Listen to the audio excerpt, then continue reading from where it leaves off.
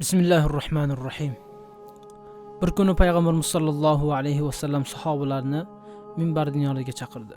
So'ng Payg'ambarimiz sollallohu alayhi vasallam minbarning birinchi zinapoyasiga oyog'ini qo'yganda amin deb aytdi.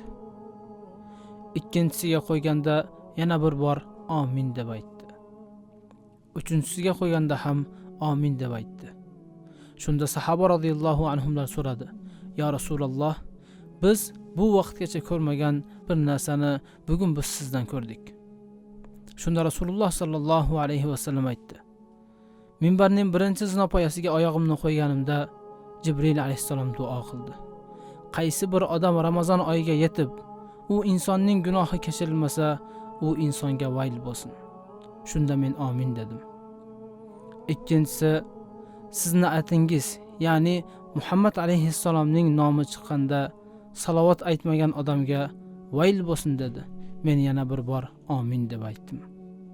Uchinchisi, qaysi bir inson ota-onasi tirik vaqtda yoki ularning qaysi biri tirik vaqtda xizmat qilmasdan, ularni norozi qilib duosini olmagan odamga Alloh taoloning vayli bo'lsin, azob bo'lsin deganda men amin deb aytdim.